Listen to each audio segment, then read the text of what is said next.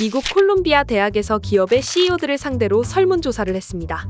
당신의 성공에 가장 큰 영향을 준 것은 무엇인가라는 물음에 93%의 CEO가 대인관계에서의 매너라고 대답했죠.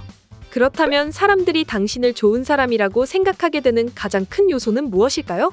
사람들과의 원만한 소통을 위해 심리학에서 강조하는 것은 바로 말투입니다.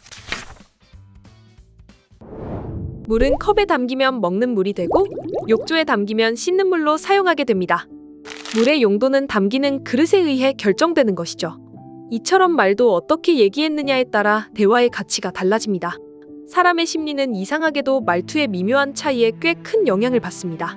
어떤 대화는 어려운 부탁도 기꺼이 들어주고 싶은 마음이 들지만 어떤 대화는 왠지 모르게 반발심이 들기도 하죠. 나의 생각을 어느 그릇에 담을지는 내가 하는 대화로 정해집니다. 다행스러운 것은 대화에도 기술이 존재한다는 것입니다. 말주변이 없는 사람도 내성적인 사람도 대화의 기술을 익히면 근사한 그릇에 나의 생각을 담을 수 있는 것이죠.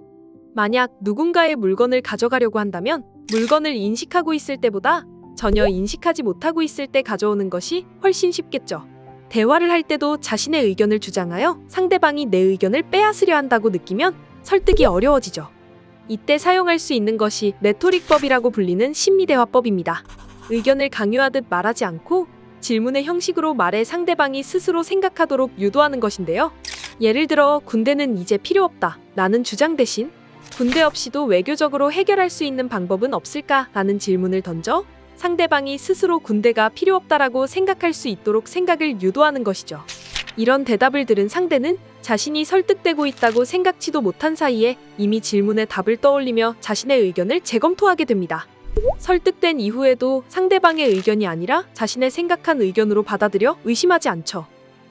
한국 사람의 특징 중 하나가 질문을 하지 않는다는 것인데요. 2010년 오바마 대통령의 기자회견에서 질문을 하지 않고 침묵하는 한국 기자들이 이슈가 되기도 했죠. 흔히 성공한 사람들은 이미 능력이 출중하기 때문에 누군가에게 도움을 구하지 않고 혼자 모든 것을 결정할 것이라고 생각하지만 이것은 큰 오해입니다. 중요한 결정을 하는 사람일수록 모르는 분야에 대해 혼자 고민하다 불확실한 결정을 내리기보다는 자존심을 내려놓고 주위 사람들에게 조언을 구해 확실한 정보를 얻습니다. 때문에 누구보다 인간관계가 중요해질 수밖에 없죠. 살면서 인간관계 속의 소통 문제를 단 한 번도 고민하지 않은 사람은 찾아보기 힘들 겁니다. 이 책의 저자 나이토 요시히토는 말합니다. 다른 사람의 성격과 습관을 바꾸는 것보다 나의 대화를 바꾸는 것이 훨씬 쉽다고 말이죠. 상대방과의 대화가 쉽지 않고 매번 부정적인 결과로 끝이 난다면 나의 말투에 변화를 줘보는 건 어떨까요?